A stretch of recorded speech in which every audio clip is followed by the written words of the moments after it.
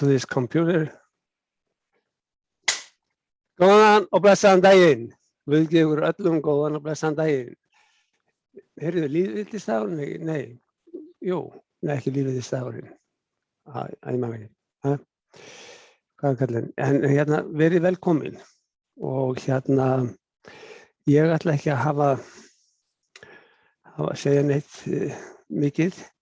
Ég ætla að biðja ykkur að skrifa í chatbox stuttar spurningar til Julieanne sem að ég sé það ástæðu til annarkvort þess að spyrja hana eða þá að hún svarar þeim seinna. Af því að við viljum helst ekki kannski koma með spurningar sem að setur svona úr synk það sem að hún þarf að fara í gegnum. Annars vil ég bjóða okkur öll velkomin og bara þakka okkur fyrir að vera hérna með okkur. Og þetta verður náttúrulega bara veisla. Julieanne. Hi. Yes. Good Hi. to see you. Yeah. And, thank you so much for having me.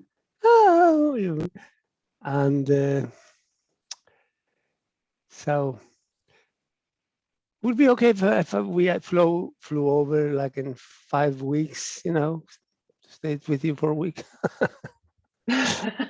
Where it's nice and warm, certainly. Okay, so I'm gonna make you the host. Perfect. And then you can share the screen and I will zip up my mouth and I will keep control of the chat box. Okay? Totally do. Honky dory. Here we are. Julieanne. Make host. Change host. Okay. All right, there we go. I can now share my screen.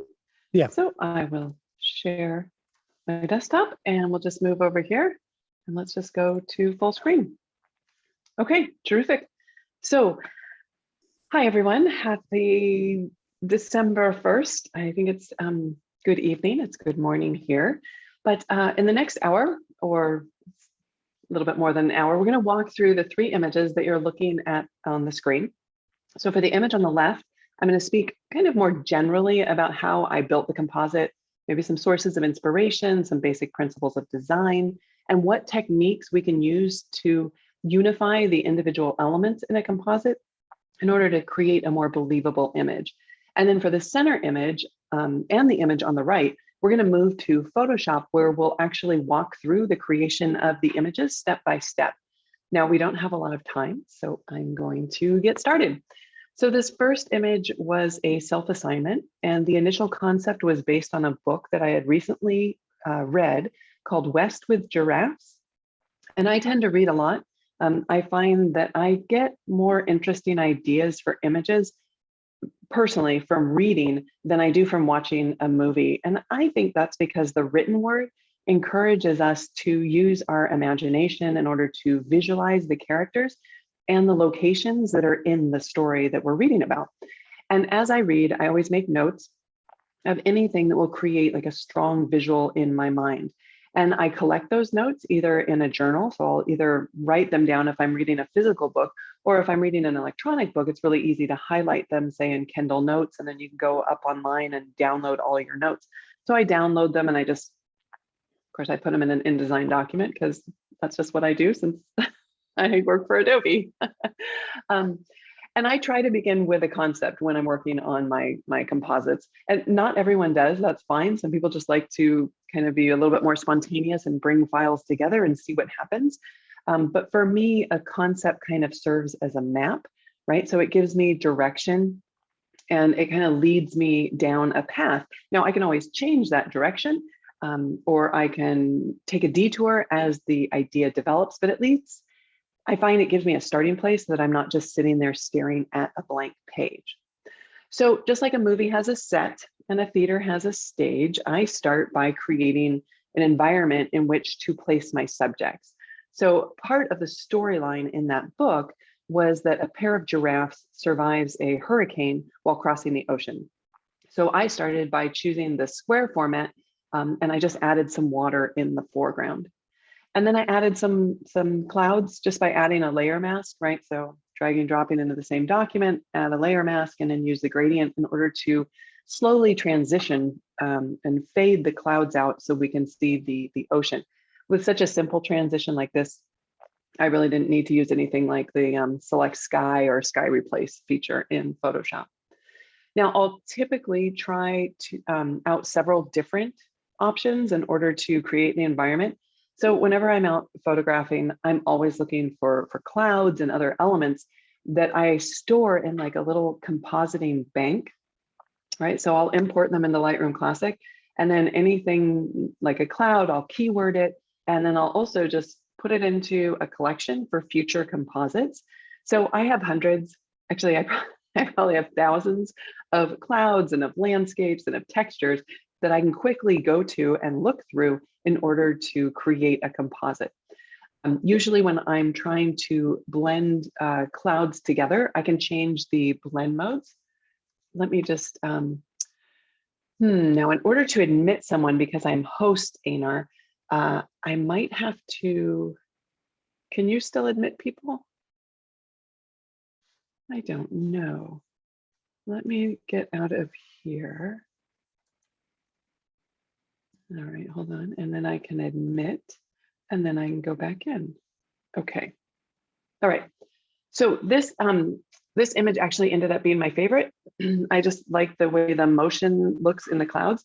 And then next, I wanted to create more of a horizon. So I was looking for some images of some mountains. And I liked how these mountains kind of defined the horizon, but they were way too dark and a little bit too dramatic. So I lowered down the opacity of them. And I was pretty happy with the results. It almost looks like there's kind of rain down there at the where the mountains and the water connect. So now it's time for me, once I've got my kind of stage set, I want to start adding my primary subjects. So I added this bottle and I made it look like it was floating in the water, but the bottle is actually quite blurry, as you probably noticed, especially when it's compared to the water. So it doesn't look real. But at this stage, when I'm just pulling together different elements, I'm not even sure that I'm going to use that bottle. So I don't want to get bogged down in the details. And then, like, for example, I don't want to go and reshoot the bottle at this stage because I'm not even sure if I'm going to use it. And so many times I'll pick a subject or a secondary subject, and I find myself spending way too much time making this intricate selection only to find out, that I don't even use that image later in the composite. So I wanted to use the giraffes then for the story, so I need to add them. So in the book, the giraffes were put on like these huge crates on a ship, but I don't think that, just because I got inspiration from this story, I don't really need to be that literal in my interpretation of it. So instead of a crate, I put the giraffes in the bottle, and I'm hoping that this would also create kind of a secondary meaning, right? Like a metaphor, like the giraffe, he essentially becomes a message in the bottle, right? So it adds a little bit more to the imagery using that metaphor. Again, I'm still working through the composition at this point, so I'm not worried about the color or tonality at this point. I can always redefine that later, non-destructively, because I'm using smart objects. And then once I'm happy with this, I have my kind of primary subject. I need to add my secondary subject. And in this case, it's this owl. So just by placing the owl in the image, the viewer is going to assume that there's some kind of relationship between these two subjects, right? So hopefully the viewer is going to ask themselves, like, what is the relationship? Because I find personally that the images that ask questions tend to be more engaging, right? And I also appreciate when an image leaves room for some interpretation. Now, depending on your culture, owls can represent many different things. They can be magic, they can be wisdom, they can also be transformation, which I believe was another point that the author was trying to get across in the story, that the world is kind of in need of another transformation, especially when it comes to like large animals and their habitat. But anyway, that might just be my interpretation. So you'll need to read the book to find out. But at this point, I have the basic composition. So I need to start making sure that the elements look realistic. And in my work, it's not necessarily photorealistic, right? Because obviously the giraffe can't really be in the bottle, but I need it to be realistic enough so that the viewer can temporarily suspend their disbelief and enter into the image. And what I mean by that is that I don't want to have something look like it was cut out, with scissors so that someone goes, oh, that's obviously a composite. And then they're just stumbling and thinking and ruminating about how it was created as opposed to the actual content. So I need to replace the bottle. So I did that. I went ahead and rephotographed it. I'll go back there. So that's before the blurry. And it was actually intentionally blurry because I photographed it with my tilt shift. So I knew it'd be easy to go back and rephotograph it and get a nice sharp image. So now it looks more realistic, right? Like it could actually be floating in the water. But you may notice that there's a bit of a highlight on the right side of the bottle, and it's quite warm, which really doesn't match the rest of the scene. So I can either remove it, but I actually liked it. So instead of taking it away, I'm going to add it to the horizon on that right side. So it's pretty subtle, but you can see it kind of build there. If I go back and forth, like that was before and that's after. So it's just adding a little bit of color. You can do this just with the, select a color, grab your paintbrush, set it to color mode, or just put it on a new layer and set the layer to color mode. So it's quite subtle, but at least now it looks like we've got that warm glow there on the horizon. And I did forget to mention this, and maybe it's too obvious, so I apologize if it is, but in order to make this image more convincing, the perspective of the elements needs to be fairly convincing, right? So in this case, the giraffe was photographed from above. So I was on a platform at a zoo, photographing the giraffe, looking kind of down at it, which works because we're looking down into the water, right? If I'd photographed the giraffe from ground level looking up at it, then it wouldn't really fit as well. Plus the giraffe was pulling back its head. So it kind of looks like it's a little bit more distressed. And then the owl, I actually photographed in an abandoned building, and I photographed it obviously from below looking up. So that enables me to put it in the sky because we can see the underneath part of the wings. All right, but the owl is further away. It's also the secondary subject, not the primary subject. So it should really have less visual weight than the giraffe. So in order to do that, I just decreased the contrast. I removed a little bit of saturation from it. I reduced the opacity just to keep that kind of hierarchy and balance between the subjects. And then because the light is coming from behind, over on the lower right-hand side, I wanted to add a little bit of a shadow to the bottle. So I just created a new layer and actually just painted with a soft brush. This water doesn't, it has enough motion that I don't really think it needed a reflection. I actually tried it, but it just looked silly. So just darkening down that area to create the shadow, I think works just fine. But I did feel that at this point, I'm looking at the colors and the tones, and the giraffe looks quite healthy, which of course normally is good. But in this image, I thought those warm tones were kind of out of place because the giraffe is supposed to be in distress.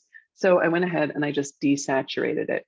And I think it makes him appear, less healthy and more like he's in a bottle, which is better aligned with the mood that I'm trying to create. All right, so next, typically in a composite, your subjects are going to be photographed, or at least in my case, the subjects are often photographed under different lighting conditions. And so in this example, like the owl, because it was photographed indoors, I really had to increase the ISO on my camera. So it's very, very grainy. The bottle, not grainy at all, very low ISO. The giraffe outside, not grainy at all. But in order to make the, sorry, I don't know why that just popped up. I'm obviously very easily distracted. In order to make the whole image have the same texture and the same amount of grain, I needed to add that. So I went ahead and I added this image because it had some grain to it. And I also thought, oh, the raindrops and the giraffe's supposed to be in a storm. There was a hurricane. But honestly, to me, it just adds this big barrier between the viewer, right, us, and the subjects, which I don't really care for. It's almost like now I'm safe in a warm ship or something, just looking out. And I'm a firm believer that if an element isn't adding something to the image, then it's taking away from it. So I went ahead and I removed that. And instead, I just added a really, really fine grain texture, which I'm not sure is going to come across or not on Zoom, but basically it's just a photograph of some construction paper. But what it does is it does the job of evening out all of the noise throughout all of the elements in the image. Now, another way that you can help unify different elements in an image is by remapping all of the colors in an image to the same color palette. And you can do this using a color lookup table. They're called LUTs, L-U-Ts, or a gradient map adjustment layer in Photoshop. That's super easy. And it can be really helpful, especially like I mentioned, when you take your photographs of different elements at different times of day. And let's say maybe one is much warmer, one has much cooler shadows, and you need to pull those shadows together so they all have the same color cast or color tone. So in this example, I just wanted to show some screenshots as well. So you see in the upper left, I've got the properties panel.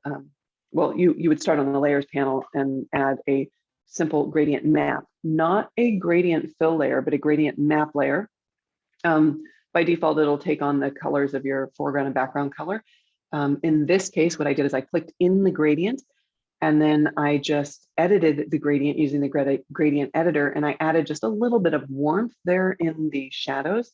So there's just a little bit of sepia. And you can see that on the right-hand side, it has remapped every value in my image, right? Now, there are other gradients that, I mean, you can create your own gradient, but other gradients that you might also want to load if you're familiar with maybe like the traditional darkroom techniques. Like there were toning effects that we could do, copper, selenium, all sorts of different chemistry we could use in a darkroom in order to get color tones on our images. Now it's really easy, but unfortunately, they're not loaded by default. So you have to go to your gradients panel. You can't do this from like the gradient editor or the properties panel. You have to go to your gradients panel and then just use the little flyout menu. It shows it. I've got the screenshot there. You come down to legacy gradients and you'll load them. And once they're loaded, then you'll see in that gradients panel, your legacy gradients. Use the little disclosure triangle in order to see all of the legacy gradients. And one of the folders is going to be photographic toning. And then you can just click on any of those and see how it remaps all the colors in your image to that gradient. Okay, but honestly, in this image, I wanted to show you how to do that because I do it a lot. But in this image, the original files I thought really already worked well together. So in this case, I actually used the gradient map in sort of a more non-traditional way. I just used it to add the brown tint, like selectively to different areas in my image. So you can see there's a screenshot of my layers panel. So I've got the gradient map adjustment layer, and on the right, I'm using the mask, and I'm just painting with black to hide the adjustment. So to hide the gradient map, that brown in a lot of the areas. And I've also decreased the opacity to 85%. Sorry, my monitor's over there. So that's why I'm looking at the slides like that. Okay, so then at this point, this calm water really started bugging me. It was just way too peaceful. So I wanted to try a few different images of water. And I'm just going to escape out of here again because I want to move this. I think that I can move it like, I don't know, somewhere. Maybe I can move it. Ah, look at that. I can move it to that screen. Terrific. Okay. But now you guys know, now you guys saw my notes there. You know that I've got notes. That's okay. All right. So I want to replace the different water here. So let's make sure, there we go. So I start with like kind of this more dramatic ocean. It's got these raindrops in it, but honestly, I just thought it was too distracting. It actually made me want to go in and remove all those little, I mean, they almost look like dust spots. So that wasn't working. So I removed it and I tried another one. And in this image, the waves and the contrast, I think makes it a bit more dramatic. So I really like this. And I guess my point here would be, don't be afraid to let your image evolve, right? You can always choose save as in Photoshop and go in a completely different direction if you want to. The other thing is I really try not to stop with my first solution. So I could have stopped with the original water, but it just seemed like, okay, just because I've reached a solution, it might not be the best solution. So then I tried a whole bunch of other things. I tried adding this little train. It was one of the kind of key elements in the book was the circus train, but now all of a sudden like the balance of the composition's off. So then I would have to flip the bottle. But then when I flip the bottle, it seems to kind of be, the bottle itself is like now fighting the waves instead of being swept away. And now the owl would need to be repositioned. And honestly, I don't think the train added anything. I think it just kind of confused it. I also tried adding, let's see, there's a woman, there's a redhead. I tried adding a person. There was a ringmaster in the circus. There were gold coins. There were onions. All these things were very meaningful from the book, but I don't think you have to add them. They all just seem to be very distracting. So in the end, I changed the water in the foreground, and I did make the owl a little bit larger, and I also moved him down, right? So he was up a little too high. It's like there's this really nice space just a little bit lower. So I just repositioned him, made him a little bit larger, and just removed all of the other elements. Okay, so just a quick recap in case I missed any of these points. Inspiration, sources of inspiration. So I get mine from books, from dreams, nature, curated sites. And I say curated sites because a lot of times, like if you're on Instagram or TikTok or Facebook or wherever, you can search for hashtags and then find topics that you like, as opposed to going and trying to find each individual person. So I do find a lot of curated sites. I like to look at those. Self-assignments, I always have multiple self-assignments going on, and also travel and experience. And then as far as refining my story, I try to incorporate, I start with a concept and idea. I give myself permission to evolve and change midstream. I try to add metaphor, like the message in the bottle, in this case, the giraffe in the bottle. I do find less is more. So if it's not adding to the story, it's probably taking away from it. So I'll remove it. And then I usually don't stop at that first, okay, I'm gonna admit this person, and then we'll go back in there again. Okay. Okay, so the second image. This was also a self-assignment. It's inspired by my dreams. So I have a lot of dreams about flying. And you can see that I've constructed a stage, right? So I have the water and the basalt columns and then the clouds in the background. The primary subject is going to be the figure with the wings. And then the secondary subject is going to be the small birds flying in the background. And the birds also work as like a repetitive element, which is kind of a basic principle of design, kind of repetitive shapes, repetitive elements. They also contrast the primary subject. Now, not necessarily like in tonal or color contrast, but they contrast it in that they're small and the subject's big. The subject is sedentary, they are flying. And so I was hoping to kind of bring across the idea or suggest that this primary figure, even though he or she is surrounded by similar birds or subjects, there's still a feeling of isolation. All right. And then, of course, the mask. The mask I actually photographed in Iceland when I was there with you, Einar. But it's very symbolic, right? So we have literally all been wearing them for the past year and a half, 2 years. It's also the lightest area of the image, right? So your eye is going to go there first. And then from there, you're going to follow the sight line. And that's just typical with if you've got an animal or a person in your image, we typically just follow the sight line. So it's going to take you across the image, the basalt columns. That's why they're at a diagonal. If they were straight across, it wouldn't have the same effect as keeping your eye in the image.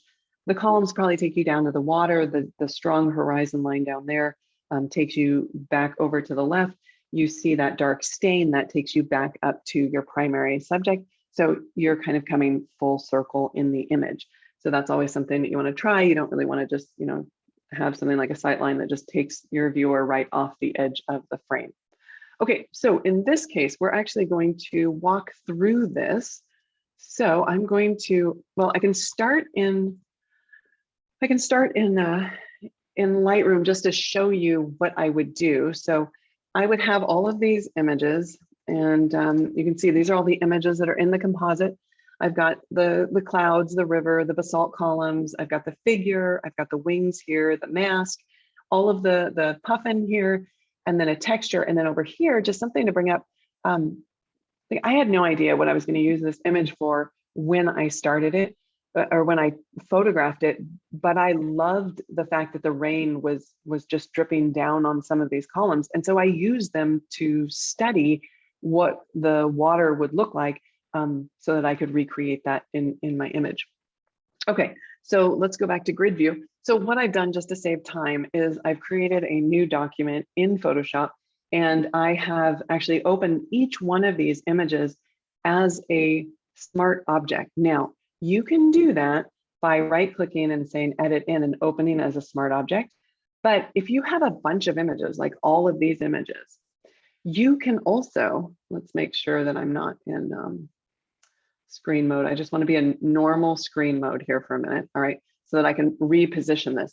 But if I already have a document open in Photoshop, if I drag and drop these images onto that open document, Lightroom will drop the full res file and place it as a smart object. Now, I don't want to do that because it's going to take too much time. So I'm going to go back to Lightroom here for a second. If I can, there we go. I'll just drop them right here because I've already done that, right? So if we go over to Photoshop, we will see that I have each one of these individual layers, and we can see there's the icon for the smart object. And what that does is it enables me to be working with the highest resolution, not just resolution, the highest image quality. So for example, if I am making my composite and I need to lighten or darken these basalt columns, instead of adjusting a pixel-based document, right? Because if you're in Lightroom Classic and you just say edit in Photoshop, it just would open up a pixel-based document. Instead of rearranging or changing the values of those pixels, I could double click on the thumbnail for the smart object and it would open the raw file, the actual raw file that Lightroom, it's a copy of it that Lightroom handed off to Photoshop and placed in this PSD file. I can make all those changes. I can change my profile. I can change my white balance, all of these things. And I'm working with the best or the highest quality information, which for me is really important because when I'm making my composites, it's so often that I need to go in there and just change like contrast or color or white balance ever so slightly. And I want to do it to the highest quality image. Okay, so here we are. We've got this sky image. That's great. Actually, we have more than the sky, but I'm only going to use the sky. We have the basalt columns. I've got the river. We've got the figure. I've got the bird here, the mask, the sky with the additional birds, and then the texture. So let's go ahead and make this composite. Now, remember when I was using that bottle image and I started off and it was like, I used the blurry one, but I just wanted to see if the composition would work. I would do the same thing here. If I was just creating this image and I wasn't sure, because I have a lot of pictures of these columns and I'm not sure, I don't know which one I'm going to use. I would come in here and just with the lasso tool, I would come in and pick maybe a diagonal. So let's say I start around here and I come up here and you're thinking, oh, she's not making a very good selection. No, I'm not. I'm not going to spend, 25 minutes making a selection around these columns when I don't even know if I'm going to use the image, right? So I would just make a rough selection like that. And for now, I would just add a mask. Now we can do that using the layer menu, right? We can add a layer mask and then choose what we want to do. But Photoshop is smart enough. If you have a selection and you've got a layer targeted and you add a mask, Photoshop will create a mask from that selection. Then later, once I decide where all my elements are going to go, my primary and secondary subjects, then I can come back. And if I decide to use this, I'll go ahead and go in and with the pen tool, I'll go and make a path around the exact columns that I want to include. Okay, so for right now, the next thing I need to do is I need to add this water. So I'll go ahead and target the layer in the layers panel and I will make it visible. I'm going to zoom out, but actually, you don't have to zoom out right now. I just want to show you. If I use free transform, which I can do by either choosing the menu here, right? Free transform. I can choose a specific transformation. Like if I know I only want to scale it, I can do that. But I just like free transform. So Command T. Sometimes though, your layer might be so big that you can't even see the transformation handles. Now here, I can always drag by the middle transformation handles, but maybe you want to drag from one of the outside ones. You can use the same shortcut, this fit on screen, and it will fit the transformation handles on screen when you're in free transform. So it just automatically zooms out far enough. So that's quite helpful. Now, if I hold down the Option key on the Mac or the Alt key on Windows, excuse me, that's going to drag from, sorry, one moment. Okay, that's going to drag from the center point. So I do actually want to just zoom out a little bit more and then Option drag in order to fill the screen. Sorry, there's a little area right here that I don't really care for. So again, I'll just option drag in order to get that a little bit larger. Then I'm actually going to reposition it up here. I could show my rulers and add a guide, but sometimes it's just easier to do that and then scroll down. And now, because I want to make that level, right? I want to make it horizontal. So if you don't know all the shortcuts for all the different transformations like scale and rotate and skew and distort, you can pick them from the menu, but you can also just right click anywhere within the transformation boundary and then choose them from the context sensitive menus. Or if you know them, like I know that the command key will enable me to distort this. So now I can just freely move this. So I'm just going to make that a little bit smaller until we've got a nice horizontal line there, maybe a little bit taller. All right. And then we can reposition this, right? And I can scoot it over because I'm not really sure exactly where where the columns meet the sand. So now I know, right? So I can just scoot that over right about to there. And then I'll tap enter or return in order to apply that. Now let's zoom out. Zoom in. I'll use Command 0 to fit on screen. But I only want to see the river area, right? So I want to hide this whole area. So on my layers panel, I'm going to add a layer mask that adds a white mask. So now all I need to do is paint this area black in order to hide it. Well, I think the easiest thing to do is to add a gradient. Now, I don't know what my gradient settings are here. So the easiest thing to do is right click and choose to reset the tool. And that, if any tool isn't working the way you think it should, just do that. And now, terrific. It's all reset to the defaults. So it's going to go from black to white. I look at the mask where the mask is white. I can see the image. So if it's going to go from black to white, black is going to hide. So I want to start like just above the waterline, and I can hold down the shift key and just drag down a little bit, and that will hide everything above that, right? So if I option click, that's the gradient that I drug. I drug downward, so it went from black to white. Black hides, white shows. Now, if I want to, I can always redraw the gradient as many times as I want. I can also unlink the mask from the layer. So now, if I use the move tool, I can reposition the mask independently of the layer, or I can click on the layer, and then I can move the layer independently of the mask. All right, but I like where it is. I like that I chose kind of right along that line, so it looks as if there's a reflection, so I don't even need to add a reflection in this image. All right, I'll go ahead and link those back up. And now we need to add that primary subject. So knowing that I'm looking at these basalt columns and I want to put the figure in the upper left, I knew that even if I looked through all of the images that I had, maybe of me presenting in a suit or something, I probably wasn't going to find one that would work with the perspective of this image, because the photo would have had to have been taken basically at between like foot and knee level, because that's about where my eye line is.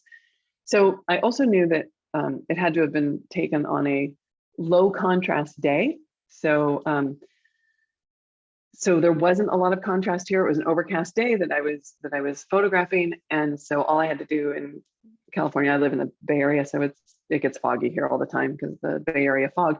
So I just waited for a foggy day, went out back, put on my suit, stood up on some steps, and then had my partner Tom take the photograph. Kind of at the camera was level to my feet. All right, so now we just need to select the subject. Super easy. Use select, go down to subject. Photoshop will automatically select it. Now, it didn't do it perfectly, so let's zoom in a little bit. I'll use Command+. I'll switch to the lasso tool. That's the L key, gives me the lasso.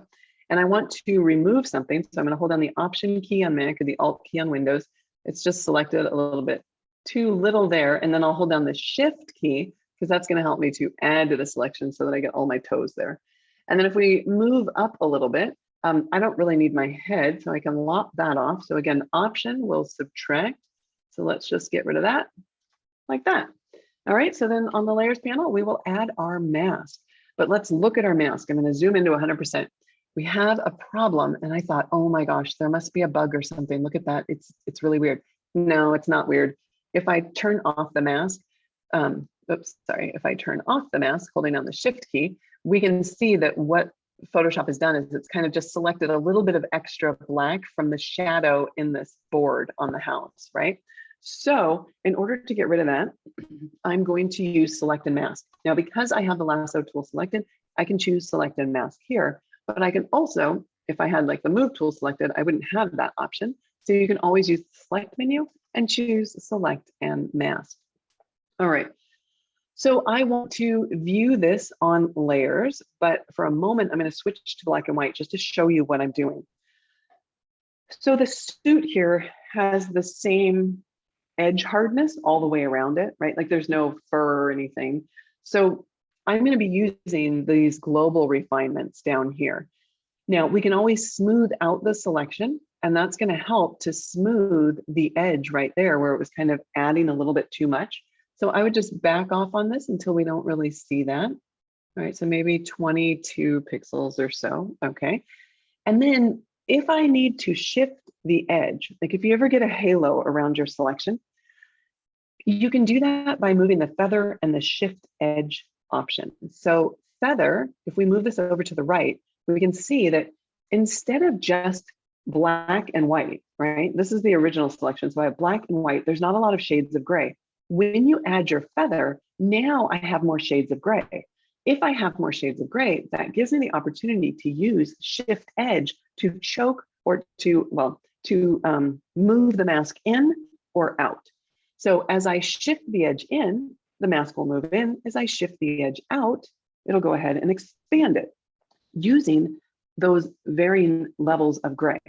So with that in mind, let's go back up here and let's view this back on layers so we can see what we're doing. All right, so I'm going to move the shift edge back to somewhere, around 0. And I think a feather of 4 is too big. So I'm going to scoot this down, maybe 2 pixels. All right. And then as I start shifting the edge in, we stop seeing that halo, but it's too soft, right? It's too soft of an edge. So all we need to do is find the balance between the amount of feather, or the amount of different levels of gray, and the amount that we're shifting over the edge if we want to remove those halos. All right, so when we're done, I was already working on a mask, so I'm just going to click OK. There's other output settings. If you didn't have a mask, it can create a mask, a new layer, all different options there. All right, so we have our figure. Let's zoom out. There's the figure. Let's get the move tool and let's reposition it. Where do I want to stand? Let's stand me right about there. Perfect. Okay, we need to grab the bird.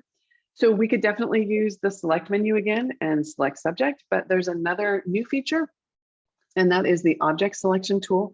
The tool was there before, but we now have this little object finder. So Photoshop will go through and look for all of your objects in your image.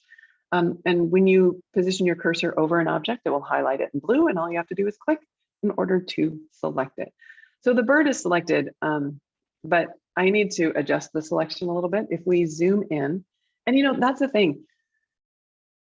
I don't want to, like a lot of times when people demo Photoshop, they demonstrate with like this perfect image. So it's like, oh, presto, it just works. And then you go home and you're like, oh, it didn't work on mine. So it got me maybe 90% of the way there, right? I don't have to use the pen tool and go around the bird, but it didn't like get this area right in here. So I'm actually going to switch to a tool that is so old, it's unbelievable. It's the magic wand tool. It's one of the first tools. And I don't want this blue here, right? So what I'm going to do is I'm going to hold down the option key because that says subtract something. So I'm subtracting a color, and that blue is pretty solid almost all the way around. So when I subtract that color, it'll go and kind of shrink wrap my selection around the bird. Now, it made a few errors, but it's not that big of a deal. I've got the lasso tool now, and I need this area right here. So to add to my selection, I'm going to hold down the shift key and I'll grab that.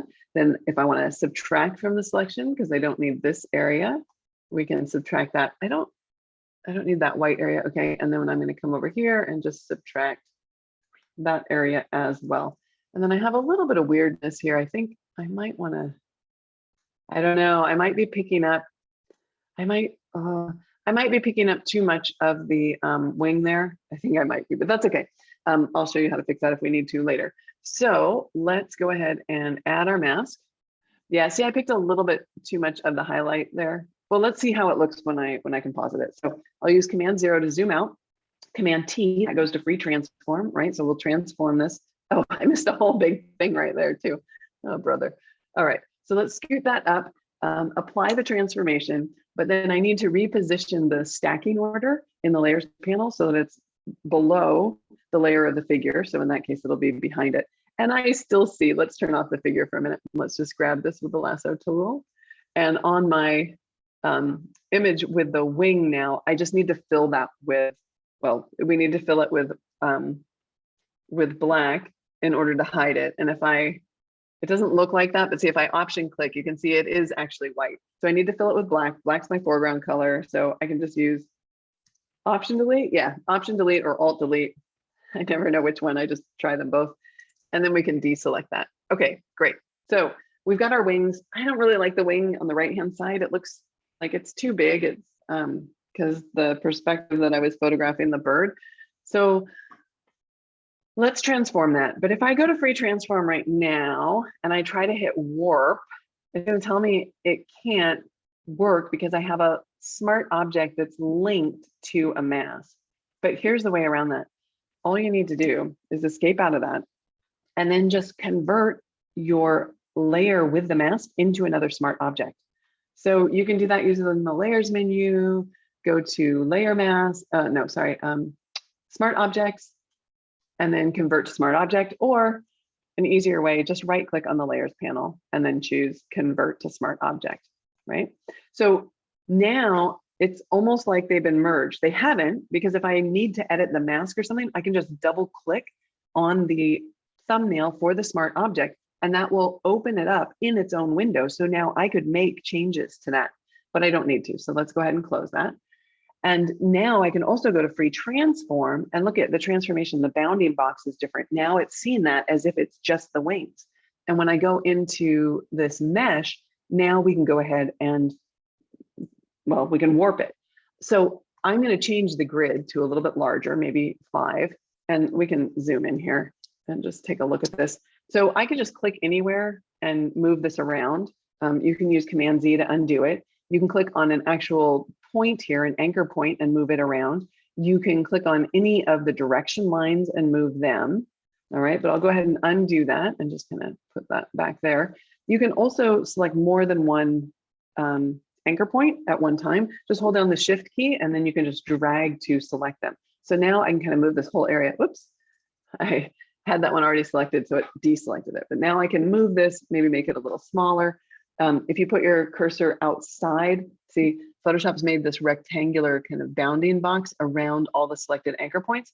So now I can make this a little bit smaller if I want to. I could rotate it if need be, and then just move that in.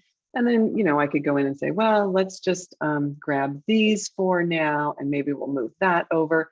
Anyway, you can do whatever manipulations you want, but that's how you would do it. I think it's super handy to know that you can go ahead and take that layer, the smart object, with the mask and make them into their own smart objects so that you can then transform and warp them. Okay, let's zoom out for now. Okay, I'm not really happy with that, but let it go, let it go. All right, so what is next? Next, we need to add this mask. All right, so I've already brought it in. We can zoom in a little bit here and let's go ahead and just use that object select again if we want. Let's do object select. You see object finder runs. You can also just, you know, if I want to do this quickly, I can just drag the rectangle around there, or I can switch this to a lasso and then drag more freeform around the subject that I want to select. So I've got it. We add the mask. Terrific. I use the move tool and we scoot that into position. Now I'm going to scoot it into position on one side, right? So I'm going to try to make the shoulder align over on this side, right? So why do I do that? Because it needs to be rotated. If we look out, the sight line is going kind of too high. I actually want it to look down a little bit more. So when I zoom in, Julieanne, let's just go here. Yes. I have a photo of me with this mask. I know. in a ladder in the surf by the glacial lagoon. That is correct. This is the mask that we took around on my workshop because it really broke the ice and you were a really good sport and everybody started wearing it. I have a great one of the dog mask and you're at the gas station wearing a mask. And then, so yeah, I think some people thought we were a memories. little crazy. Yeah, I think people thought we were a bit crazy, but that's okay. All right, so I aligned it to the shoulder over here. And the reason I did that is because when I go into free transform, we have this thing called the reference point. Now it's not showing by default, right? But if it is showing, or if it's not showing, you can click this icon and it will show it. And this is what it is. And the reason it doesn't show by default is because everyone always thinks that they can move the free transformation, they can move the contents by clicking and dragging that, but it's not true. That's the point from which the transformation occurs. So if I want to rotate this, if I have it in the center, which is the default, it will rotate, right, around the center. But I don't want that. I want it to rotate around the shoulder because I've already aligned the shoulder. So you can move this anywhere, or you can move it, you can move it to the corners if you want to use the icons in the options bar, or you can hold down the option key and just click in order to set that in the image area, right? So position it where you want. And now when you rotate, it rotates around that reference point. So now I can kind of match up the shoulder on the right-hand side. Okay, so let's go ahead and do that. I might move it in just a smidge. No, that's going to be fine right about there. All right, tap enter or return in order to apply that. Now I need to mask some of that out. So let's grab my paintbrush. I've already got the mask on the layer and it's targeted. I just need to make sure that I'm painting with white. So I'll tap the X key. No, sorry, I want to paint with black because I want to hide it. So let's tap the X key again. Get a little bit smaller brush. So I'll use my left bracket key. And then let's see what happens when I paint. My opacity is set to 50%. So let's increase that. And then let's start painting right about there. All right, there's something white there. I'm not sure what that is. So let's get rid of that and come back over to here. I might need to use the move tool and just scoot that over or down one or two. All right. The problem is that the mask or the mask and the top is black and the suit is so blue. I want to kind of hide that. So I'm just going to desaturate the suit. So on the figure layer, I can just double click in order to edit the contents of the smart object.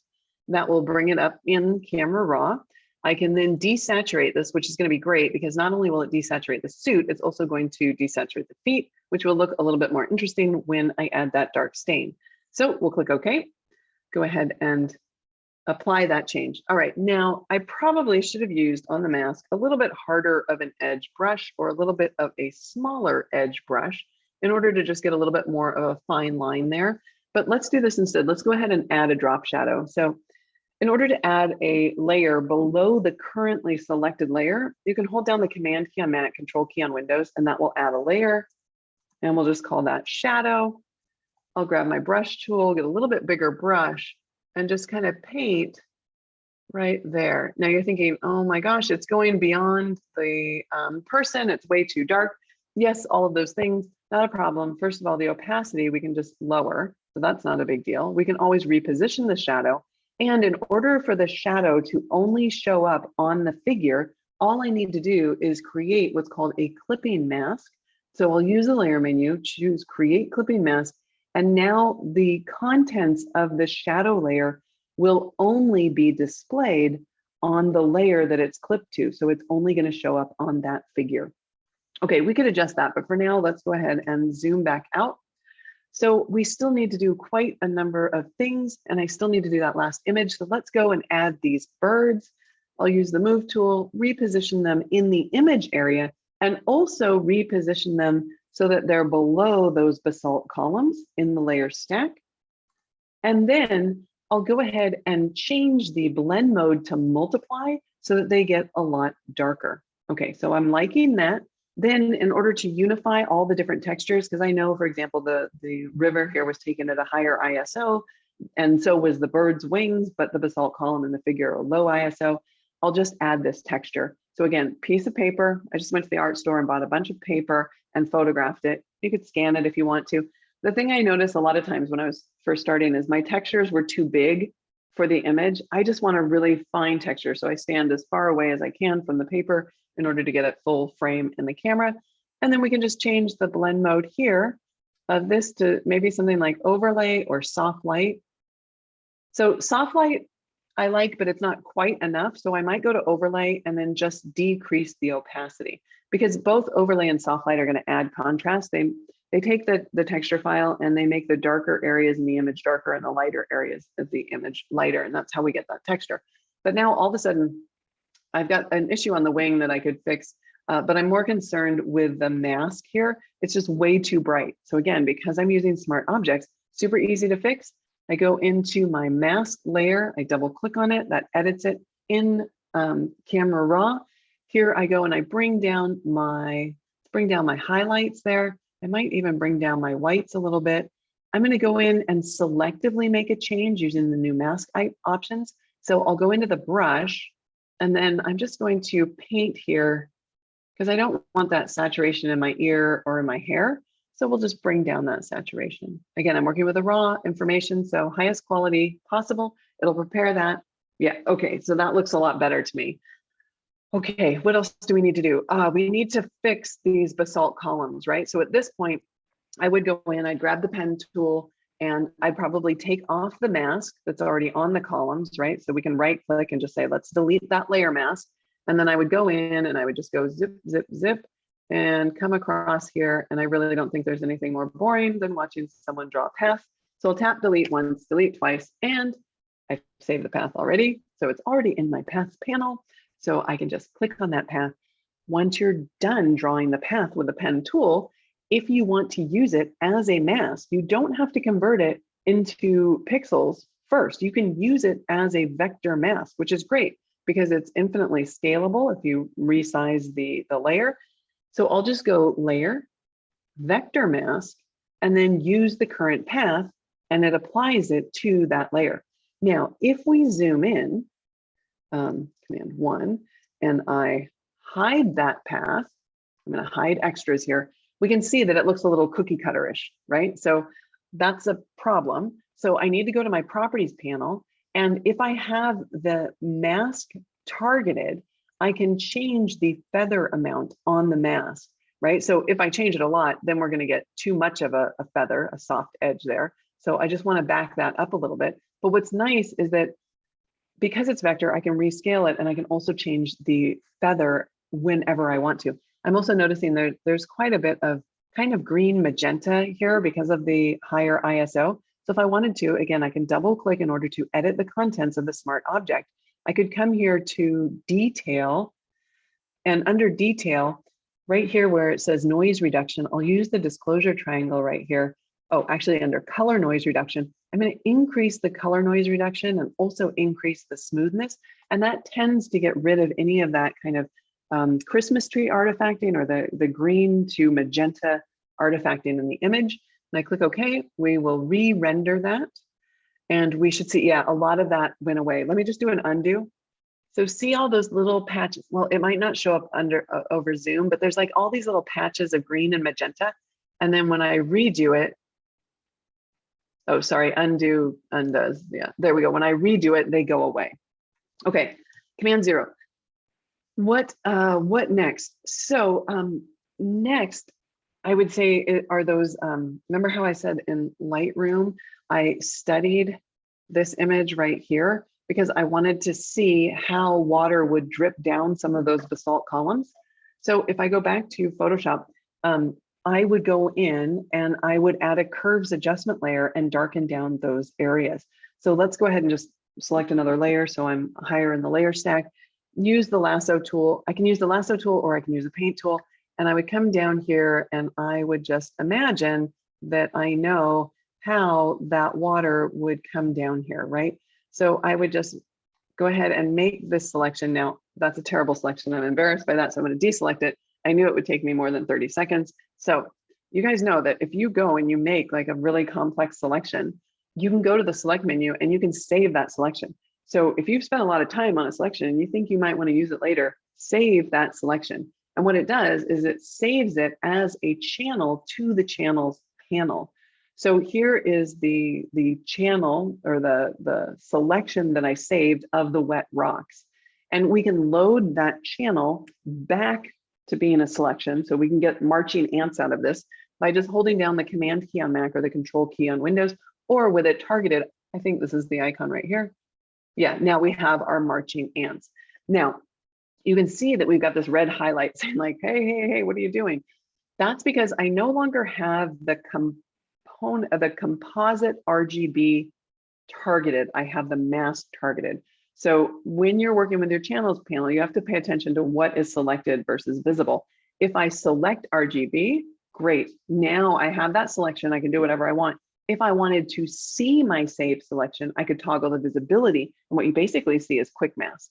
Okay, let's toggle that off. For now, I'll add my curve. So let's go to the curves adjustment layer. And all I need to do is darken it down. So I can pull the curve down. That's going to darken it. I also probably don't want any really light areas. So I might pull even the top of the curve down. Let's pull that down a little bit more, make sure we can see it. And then I can also use curves to give it the red tint, right? So I can just go in here, red, green, and blue. Well, if we look at red, if I add red, it'll give it a red tint. If I delete it, it would give me a kind of cyan tint. So I'll go ahead and just add that little bit of red tint. Okay, at this point, we could add the gradient map. However, I think you already saw it. Well, I'll just show you really quick. So at the bottom of the layers panel, instead of adding curves or something like that, we go down here to gradient map. Depending on your foreground color, mine are black and white, it's going to create that gradient for me. If I want to edit it, I can just click in there and we can add color stops. Now, if I add a color stop, let's say I add a color stop at 50%, or no, let's say like, let's scoot it over here, like maybe 30%. Okay, if I add a color stop at 30% and I want to change that color, I can change the color to anything, but I should probably keep the brightness value to 30 if I want to keep the same tonality throughout the image. Now, honestly, the saturation here of 75 is way too much. I'd probably add it at like 10 or 15 or 20. And maybe we can change the color there a little bit to make it more sepia tone, whatever it is you want. But what you can see here, when I do this, basically all of my shadows now have the same value. So I could go in here, and if I want to limit this to just affecting my shadows, I could go in, say, with the effects and go to my blending options. And we have these blend if options. And I could basically say, well, if this layer is dark, don't show it. Well, that's kind of the opposite of what I want, because I want the tonality to be in the shadows. So I can bring down the white slider here. All right, but it looks really choppy, right? Like there's a harsh line. It's either showing or not showing. So hold down the Option key on Mac or Alt key on Windows, and then you can separate these if you wanted to apply it just in a certain tonal width. All right. In this case, I'm going to cancel that. I don't need the gradient map on this image, so I'll go ahead and delete that. I kind of liked it. Hold on. I'm going to change the opacity way down. Let's see what that looks like. Oh, I kind of like that. I like the brownish tint here and here. I don't like it in the green though. So you know what? Let's add our mask. Let's grab our gradient. You know what I could have done? I could have just stole that same mask from here. Let's undo this. Let's go and hold down the Option key and drag this mask, because that's showing just the, it's actually hiding all of this, just showing the water here. So now all I have to do is invert the mask, right? Because what I want is I wanted all the brown of the gradient map to appear up here, but not in the water, right? So if I toggle on and off the visibility, all that mask is doing is basically the inverse of when I used it before. So it's going to show me that information. Okay, whew. Last image. I still have like maybe 10 minutes for this image. Okay, let's return to Keynote for one moment. And basic principles of design. So we talked about this. So we talked about the hierarchy. We talked about it with the owl versus the giraffe. Here we also have the hierarchy. You know, not only is this figure really large in compared to the smaller figures, it's also brighter. It's the lightest area. So I'm working with contrast there. I'm working with balance. So negative and positive space, especially because I've got the primary subject on the left-hand side there, and I'm balancing it with the basalt columns that are moving up at an angle. And then the emphasis, again, with the contrast probably on the mask there, I'd say that's the most emphasis. And then also the color of the wet stains, because I want to bring your eye to that as well. Unifying elements, we already talked about scale and perspective, making sure that I photograph the primary subject at the right perspective. So we're actually looking up at it because I want to look up on the basalt columns. Direction of light, of quality of light. I told you I took the image in the fog because I don't want strong contrast. It's so much easier to add contrast and add direction of light to an image than it is to take it away.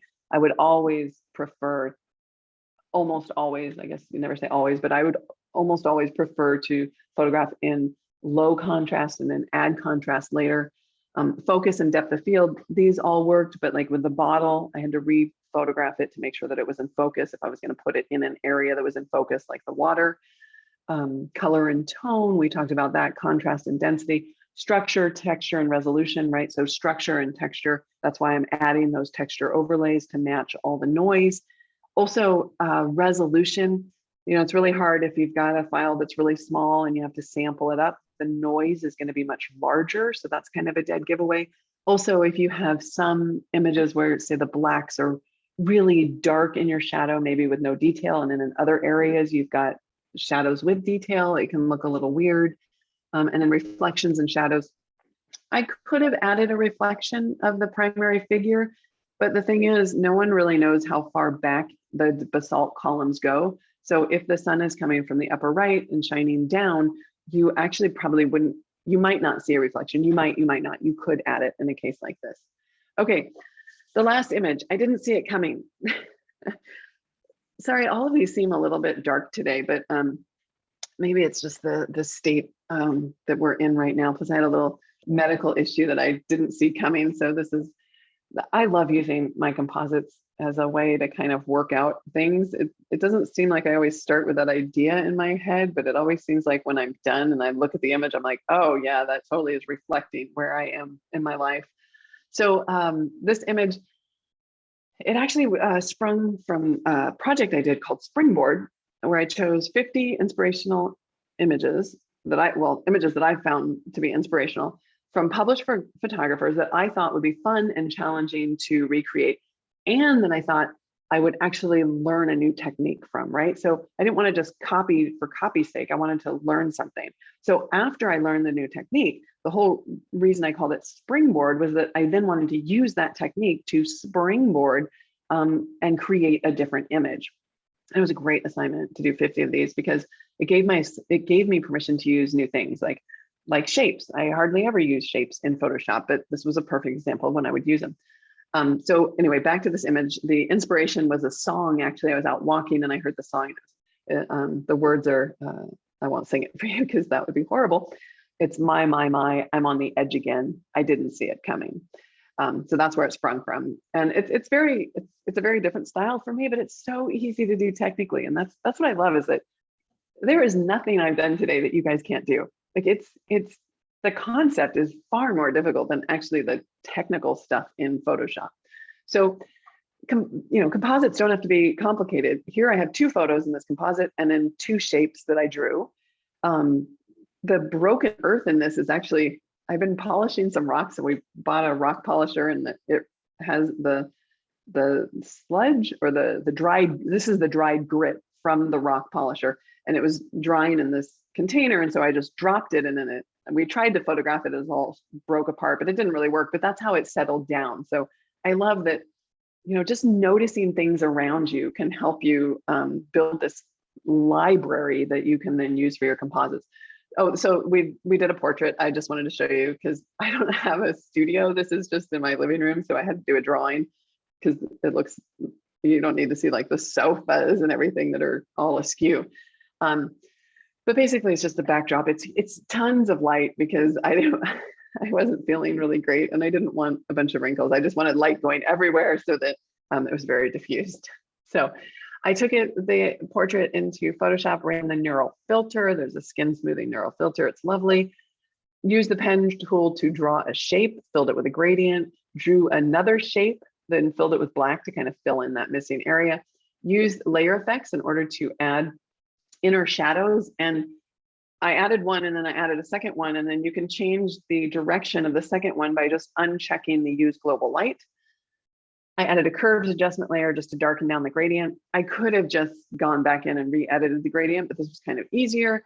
I clipped it to the gradient with a clipping mask so that it only affected the gradient.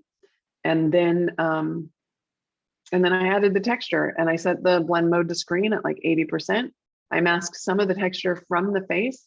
And then I mirrored the eye, which is something like I've always told people, oh, don't mirror the eye because the person will look cross-eyed and it depends on the light and you'll see the catch light and then it'll look weird.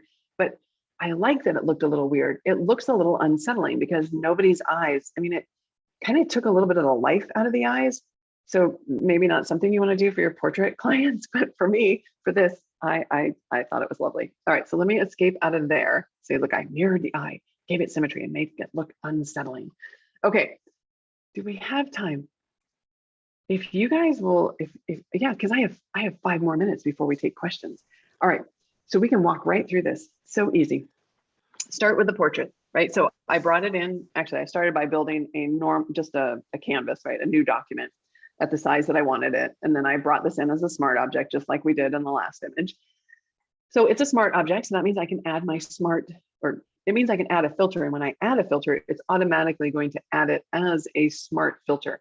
If you don't bring in your layers as smart objects, you can always convert them for smart filters by using this option right here, or you can just convert them to a smart object. It's 2 different ways of saying the same thing, 2 different features in Photoshop that actually do the same thing. Then I'll go here to neural filters. All right, so here are all these crazy neural filters.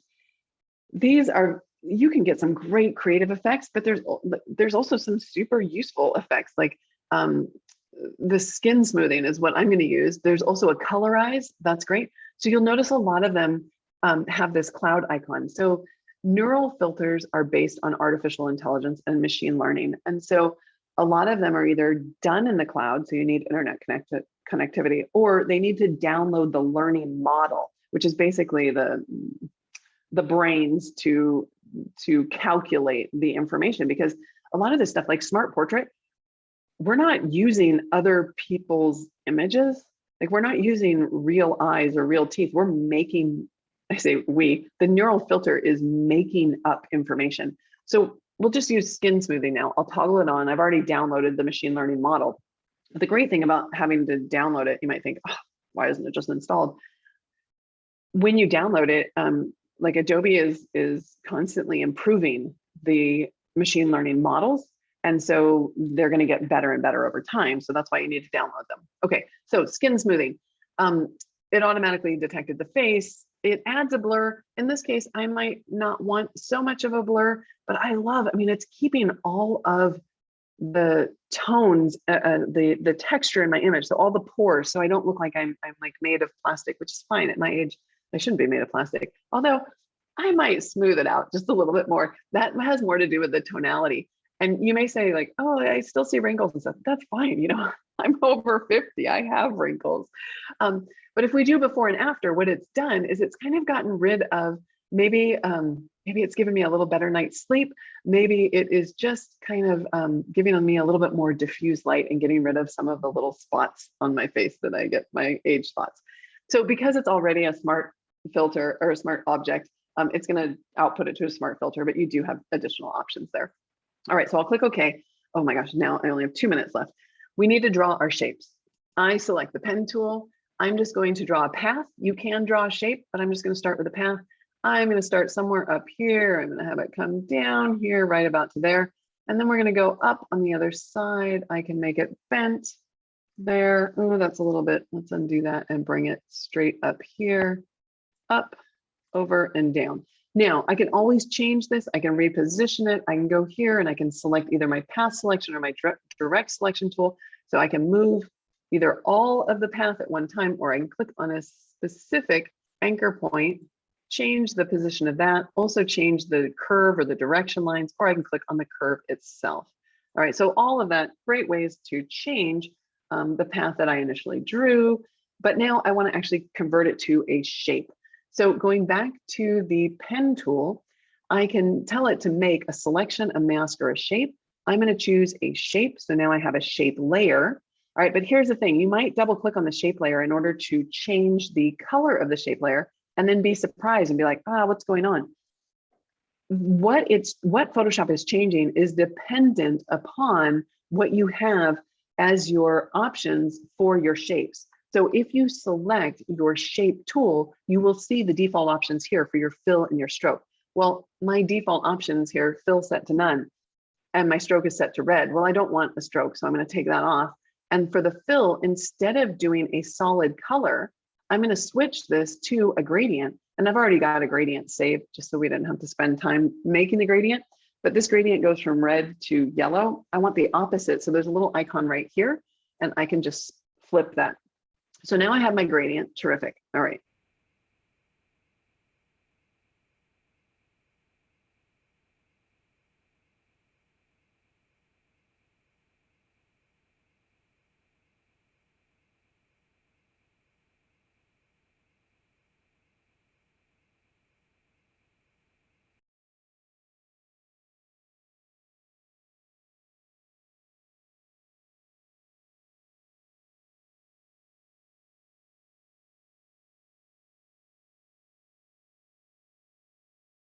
Unmute. I'm here again. I don't know what happened. I'm very sorry about that. Einar, you're mic'd. I mean, you're muted. Hi. Hi, sorry about that. Shall I go ahead and share my screen and continue? Yes, please. It was just there was like a spaceship that flew over the Atlantic Ocean. So. I'm sure it was over here. All right. Okay. So just really quickly, I'll just wrap this up. I selected a different layer so that I could reset. Julieanne, yes. just sorry. We don't have many questions at the moment, so you know we have time. Yeah. Okay. So maybe there. Okay. You can steal extra minutes if you want, if you need. Okay. Terrific. Thank you. Yeah. I'll take a breath. Okay. So I have just a different layer selected because I want to set my default for my shape tool so that the next time I draw with it, it will draw a black shape. If I had the shape layer targeted, it would actually change the attributes for that shape layer. That's why I selected a different layer. So I'll go to fill and we'll just select black. If I needed to select a different color, I could choose from any of the swatches, or we could click on the color palette and I could choose a color this way. But for now, I already have black. So there it is. And I don't want a stroke, so let's take that off. Terrific. Now, this time when I go to my pen tool, instead of drawing a path, I'll just show you a different way. We can do it with a shape, right? So now I want this shape to kind of start here. And what I'm trying to create is the shape, the cutout shape, right? So I'm going to go to say here and drag down. All right. And then I'm going to need to reverse the direction of the path. So if you hold down the Option key on Mac, the Alt key on Windows, you can break the direction line of the shape. So now I can break that, move it in the other direction, and then drag this up and see how I'm kind of creating this shape that hides that gradient. So now if I hide that shape, you can see it looks like it's more cut out. And we can always go back, right? Like I did a minute ago. If I tap the A key, that's going to select the direct selection tool. We can click on the, okay. I had a different layer targeted so that we could see the shape, but I want to set the selection tool, the direct selection tool, to select all layers, because now I can just click where I know there's a shape, and then it will allow me to reposition that no matter what layer it's on. So I probably want to zoom in and get that exactly correct, but let's say for now, I've got that the way I want it. So it looks a little weird. It looks super flat, and that's because my gradient doesn't have any depth on it. So I'm going to target that shape in the layers panel. And then from the bottom of the layers panel, I'm going to choose an inner shadow. So let's reset this for a moment. I'm going to reset the default list. So we have this inner shadow right here, so I can target that. Do I want an inner shadow, or do I want it? Yes, I want a shadow. All right, so now we can change the opacity of the shadow. We can also change the angle of the shadow here. So I'm going to put the first angle here. Do a shadow, or did I do a drop shadow? I'm just going to move this around. Okay, so I did an inner shadow. It's just that I can see it on the other side as well. But what I want is I want a shadow on this side, and I want a more pronounced shadow on the other side as well. So the layer styles that have the plus icon next to them, if you click on that plus icon, you can add multiple copies of that layer effect. But in this case, I want this inner shadow to go in a different direction. So by default, this should actually be toggled on, this use global light, but I must have toggled it off earlier. So now I can change the angle of this shadow independently from the other one, and I can also reposition it. So I might want it a little bit lighter on this side, and then I can go back and if I need to, I can refine the other one, maybe take that down a little, maybe take the distance a little bit closer. But now when I've added both of those, I think it's just a little bit too bright. And that's why I had added the curves adjustment layer. Like I said, we could go in and we could double click on the shape and we could change the actual gradient itself, or we can just add a curves adjustment layer if we're not quite sure that we really want to adjust the gradient. But if I make my adjustment right now, of course, everything is going to be changed. So I need to create one of those clipping masks. So I can just click on this icon right here. This is the create clipping mask icon, so that the curve is now clipped to the shape. So when I make a change to the curve, only the shape is going to change, none of the other layers, because it's restricted to only affecting that one. Okay, let's zoom out. Let's add our texture layer. Here it is right here. All I need to do here is change the blend mode. We can go down through and see what the different blend modes look like. This is kind of fun just to check them out, just to see the different effects. But I like this screen effect in this case. I always check overlay and soft light just to make sure I don't really like the color I'm getting there, so I'm going to go back to screen. It's a little bit too opaque, so let's just take down the opacity a little bit overall. But then I also want to take down the opacity selectively, so we just do that with a mask, right? Click on the mask, got the white mask here, tap B to select my brush. I'll use Option and Control. That enables me to drag with the heads-up display to get a larger or smaller brush. And then I'll tap, maybe 5 to decrease the opacity to 50%. I'm painting with black. So if I just, kind of tap in a few areas here, maybe over the eye areas, in order to selectively hide that. And of course, we can get a larger brush if we want to. Maybe I'll decrease the opacity to 20% and just decrease it. Or we can get a much smaller brush and maybe increase the opacity to like 70% right around here. But I also want to change the eye, right? So I want to duplicate this eye. Really easy to do. Go back down to that original layer. I'll use my marquee tool and I'll select kind of a large area of the eye. I think when people try to copy and paste things, a lot of times they actually select too small of an area. So select a really big area. And then I'm just going to use edit and then copy. That copies it, then edit paste, right? Command V. That's going to copy it to its own layer. I'll name that eye.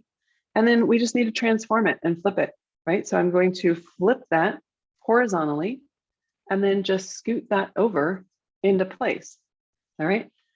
Now we can use our arrow keys if we have the move tool selected. So let's tap B. I can use the move tool in order to reposition that. But we also see, especially if I hide this layer, that we've got these sharp edges. But even if I don't hide that layer, I would want to add a mask, use my brush, and let's set the opacity back up to 100% with a little bit larger of a brush, right? Oops, larger of a brush. I'm painting with black, and then I would just paint around those edges, okay? But before I would print this, I would also just go through and look at all my masks or look at all of my layers that have masks. So for example, I might option click on this layer because I might not see this, especially not if I'm zoomed out, but that's a really harsh line that will probably show up when I print. So I would just come in here and you can do it, without any of your other layers showing, just come in and erase that, or not erase it, but paint with black in order to hide that. Then you can option click on that layer again and it'll bring it back. And that kind of helps just make sure that you don't have any harsh edges that you may not see. So again, it's a really small thing. Okay, I pushed my eye over way too far. So let's bring that back with the move tool. Let's scoot that over, maybe something more like that. And again, on and off. Yeah, okay. So I could also, if I wanted it to align, I could decrease the opacity and then, let's hide this for a second. And then with the move tool, just tap 5, right? So that decreases the opacity of the layer. That might enable us to see that a little bit better. If my goal was indeed to have the eye in the same location, then we can just increase that opacity back up and turn on that layer. and then zoom back out. All right, so you told me to take the time. I took the time, Einar. I will stop my sharing and return to you. How are you? Brilliant. I mean, okay. this I is, hope that was useful. I hope that was useful. this has been, how are we? It's nice to see there are still people here. 90 minutes of pure, it's fantastic. Absolutely tremendous. So I'm going to say less, because,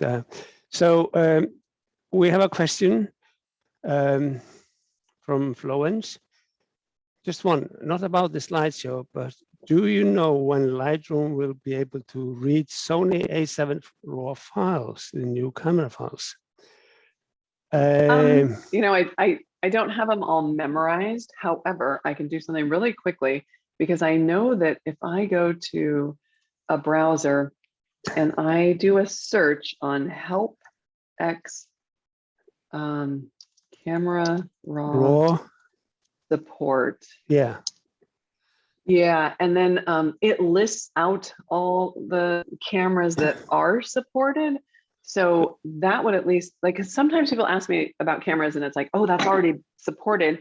Maybe they just don't have the latest version installed. But if it's a brand new camera, we actually have to get that camera. Like, we need a copy of it internally. We need to make all of our profiles and test all the lens correction stuff. So you could do a search for like the history of Photoshop. Like there's a on Wikipedia, I think people keep track of when everything gets released. That might give you a hint as to, in the past, how long it usually takes. But it just depends on, we try to update things as quickly as possible, but we don't do them for every single camera. We might group like 5 cameras together. So if it's going to take an extra week for that camera, that's your long-winded explanation. Well, the last update was just of Lightroom was a couple of weeks ago, but there's some little bug fixes. My experience is it can be like 4, 6, 8 weeks, and then you can always use that. Yeah, you can always use that free DNG converter to convert the files in the meantime if you need to. Yeah, that's true. Convert to DNG, and then you have all everything working, all the support working. Okay, Florence, do we have another question?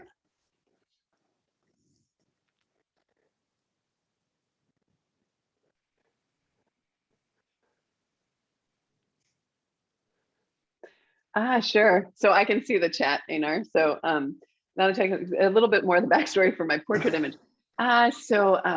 You're a small group. I haven't really shared this publicly, but I was diagnosed during COVID with breast cancer. And so that's what kind of I didn't see it coming. Like I think art is a phenomenal way to help us express ourselves and help us kind of search. Yeah, like a therapy. Yes, excellent therapy. And that's why I love creating the composites. For me, they're much more difficult than the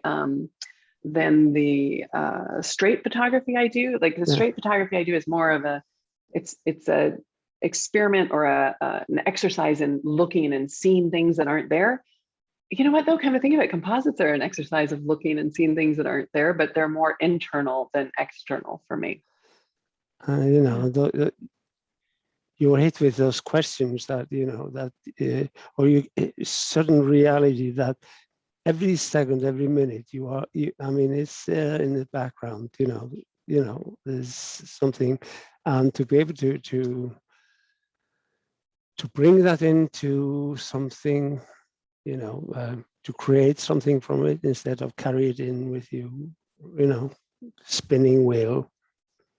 Yeah, it's a way to express it and communicate. And it was also a way to, it's not a gory image. I just think it's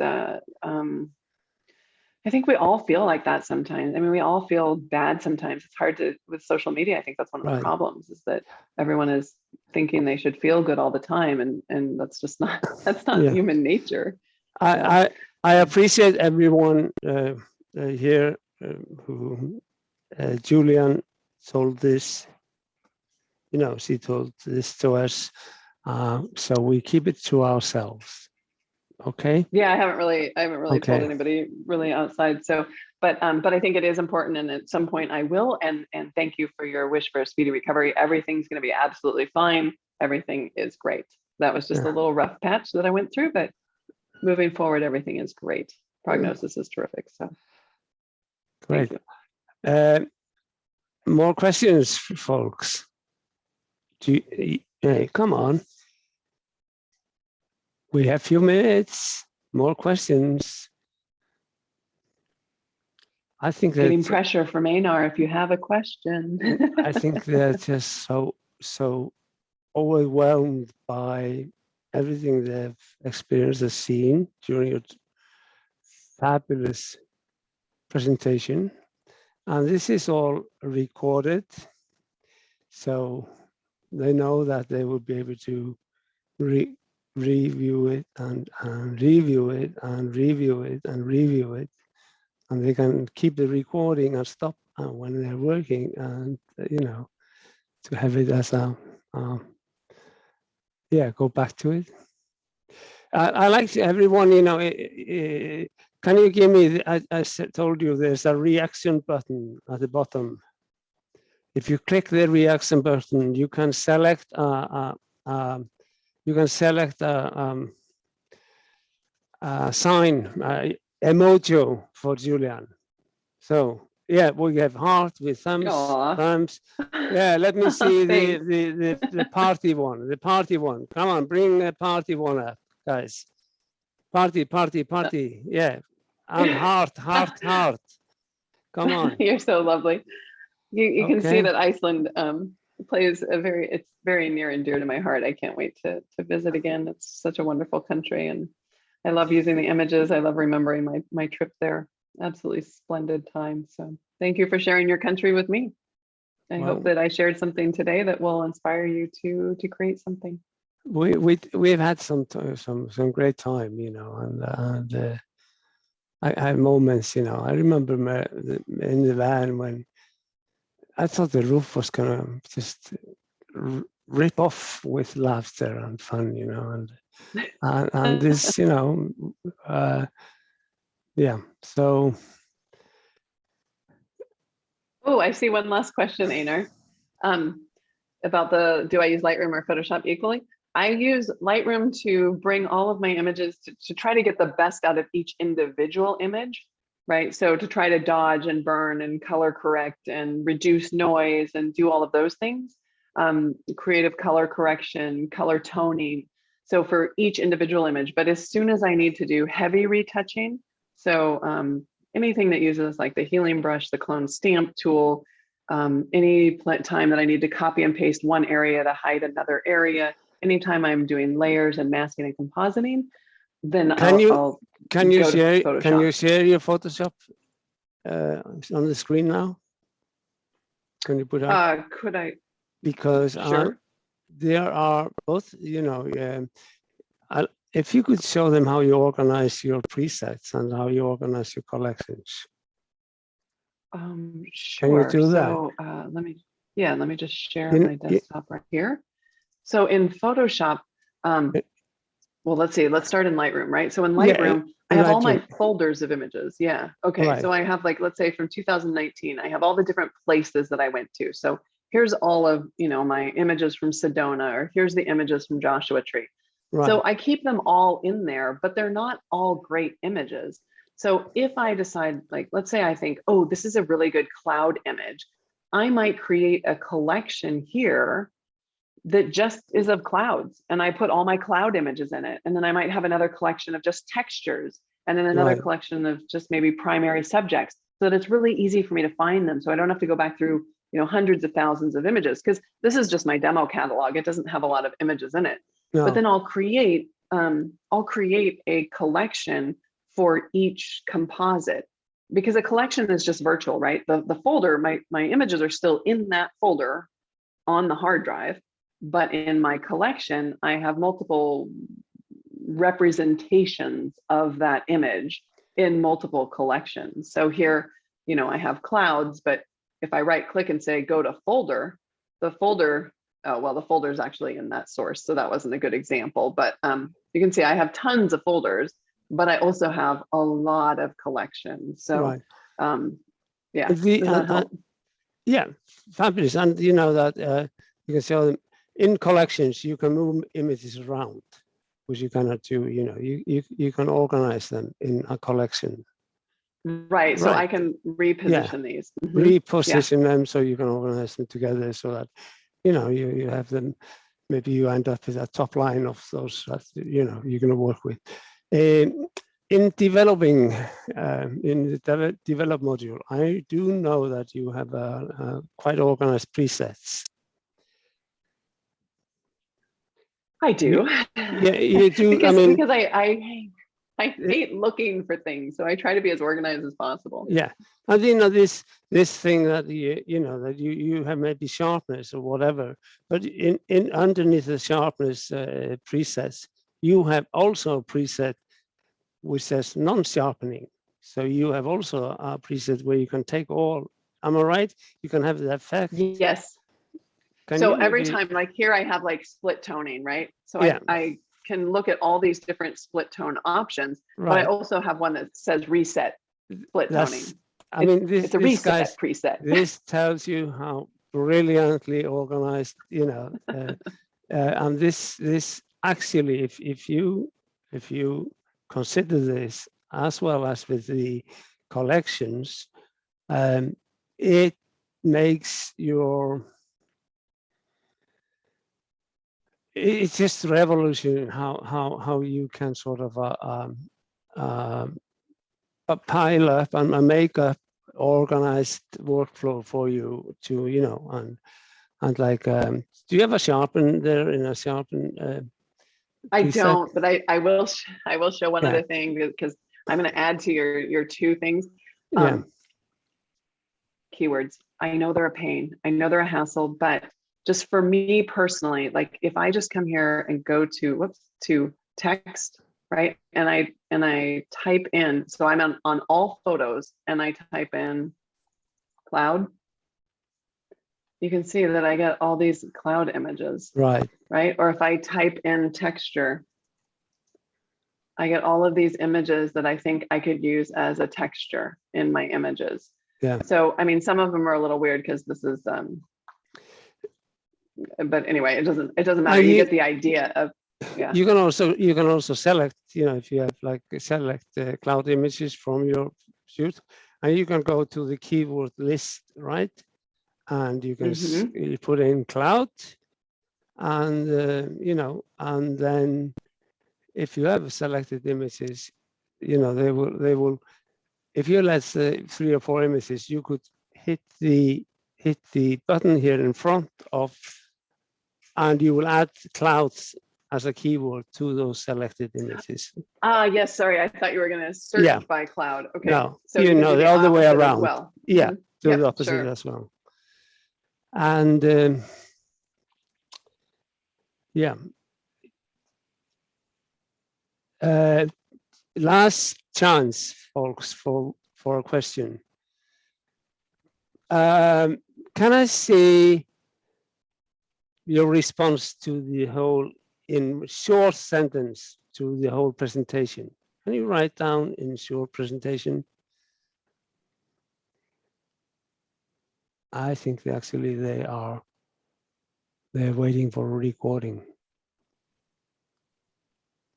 Yeah. Okay, shall I stop sharing? I'm not sharing. Yeah. There we go. Pearl, you know that you are my pearl. Yeah. Aw, thank you. Well, I hope that we. How many years? All are in the same room again soon. How many years is it since I started writing to you, my pearl? No, let's not count them. Since let's not count. No. Thank you, thank you, thank you. And my sincere best, to you and Tom. I got Ásta back, and Yep. We stay in touch. And I hope everyone stays happy and healthy. And yeah, I have to go jump on another call. Right, and I will send you. I'm sending you an email, and I need you to reply to me when you can. For everyone Perfect. there, everyone that signed up and is everyone's been with us, and everyone who has signed up and is going to review this, I just think I hope you have a blast, because if you don't, you need to go and look a little bit, study a little bit more about Lightroom and Photoshop. Okay, but for today, thank you. Thank you. Bye. Bye. Au revoir. Au revoir. Hasta luego. See you later. Okay. Ciao. Give my best to Tom.